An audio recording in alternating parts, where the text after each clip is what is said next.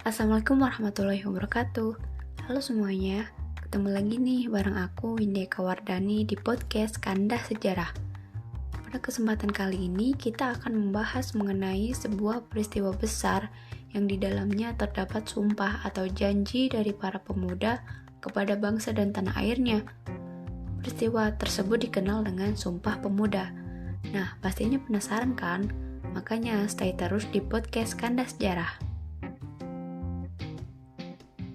Sumpah Pemuda merupakan salah satu kejadian penting dalam pergerakan kemerdekaan Indonesia. Sumpah atau ikrar dari sejumlah pemuda inilah yang menjadi penyemangat bangsa demi cita-citanya berdirinya negara Indonesia.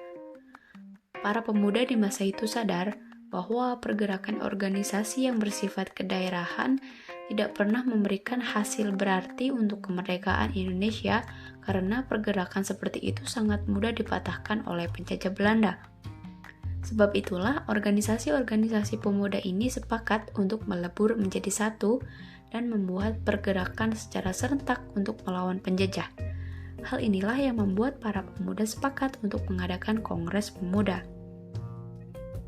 Kongres ini bertujuan untuk menyatukan organisasi-organisasi yang pada saat itu terpecah belah.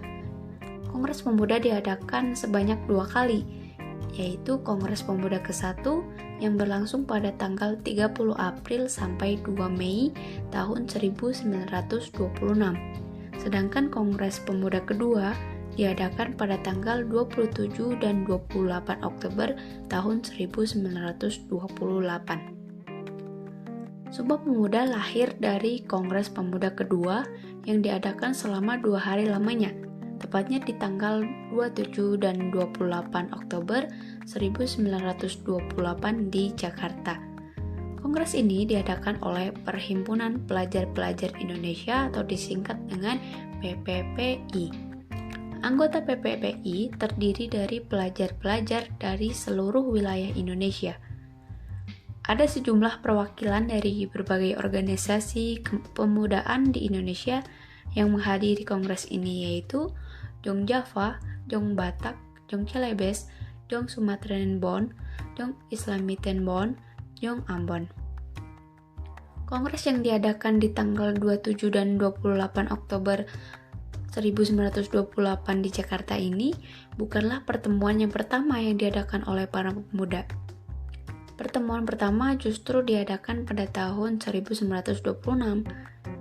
Hasil dari pertemuan ini keluar pada 20 Februari tahun 1927. Di tahun berikutnya, tepatnya di bulan Mei 1928, pertemuan para pemuda ini kembali diadakan dan dilanjutkan lagi dengan pertemuan di tanggal 12 Agustus 1928 yang dihadiri oleh seluruh barisan organisasi pemuda Indonesia. Dari pertemuan tanggal 12 Agustus 1928 inilah yang memutuskan untuk mengadakan kongres di bulan Oktober 1928. Perihal susunan kepanitiaan diambil dari masing-masing perwakilan organisasi kepemudaan. Keputusan inilah yang mengobarkan semangat para pejuang tanah air untuk memperjuangkan terbentuknya tanah air Indonesia. Bangsa Indonesia dan Bahasa Persatuan, Bahasa Indonesia. Pada perkumpulan-perkumpulan yang membahas kemerdekaan Indonesia berikutnya, Sumpah Pemuda selalu dijadikan asas bersama.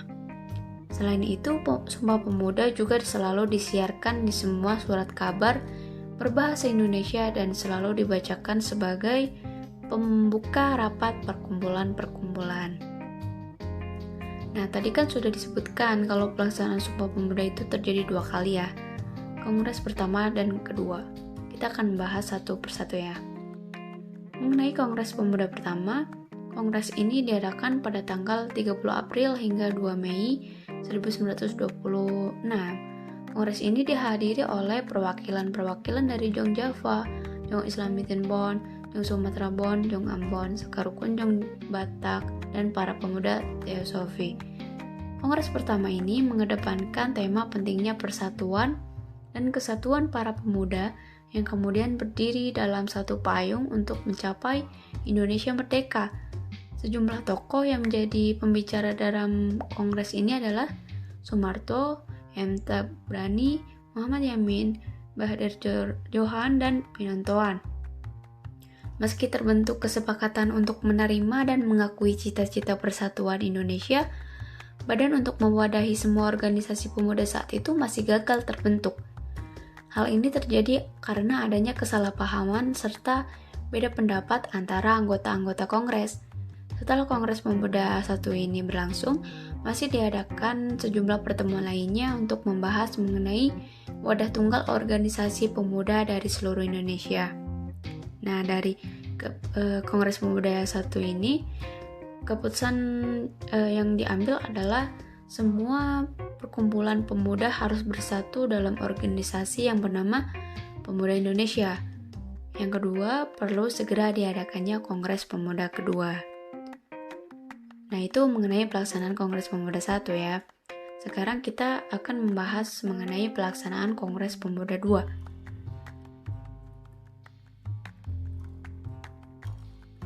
Ada 3 rapat yang dihadiri oleh para pemuda di Kongres Pemuda kedua ini.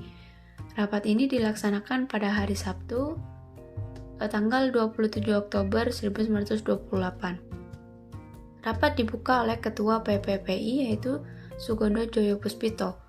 Dalam sambutannya, Sugondo mengatakan bahwa ia sangat mengharapkan Kongres ini bisa memperkuat semangat persatuan yang ada di dalam hati para pemuda peserta Kongres dan seluruh Indonesia nantinya. Ia melanjutkan dengan menjelaskan 5 faktor yang bisa membuat persatuan Indonesia menjadi lebih kuat, yakni sejarah, bahasa, hukum, adat, pendidikan, dan kemauan yang kuat. Rapat kedua dilaksanakan pada tanggal 28 Oktober 1928. Rapat kedua ini banyak membahas seputar pendidikan.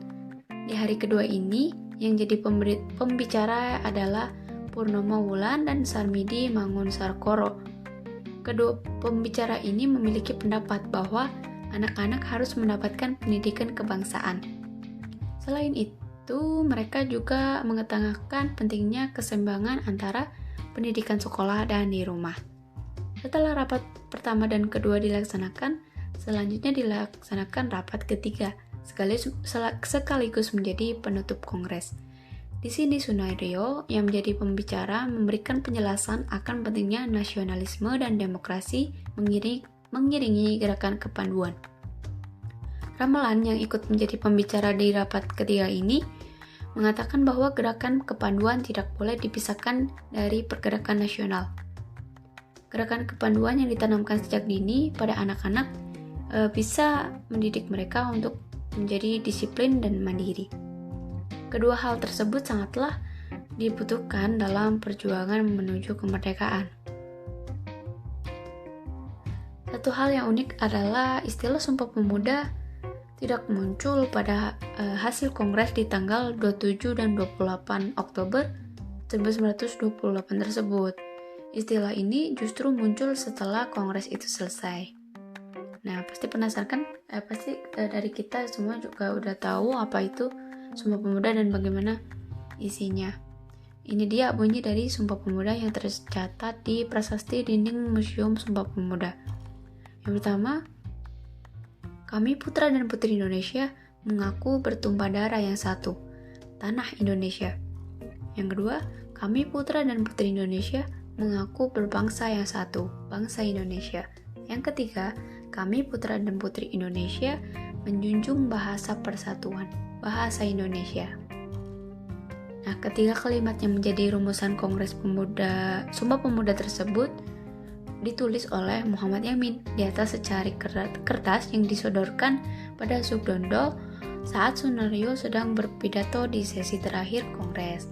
Muhammad Yamin berbisik pada Sugondo bahwa ia mempunyai sebuah formula yang terlihat lebih elegan demi keputusan Kongres ini.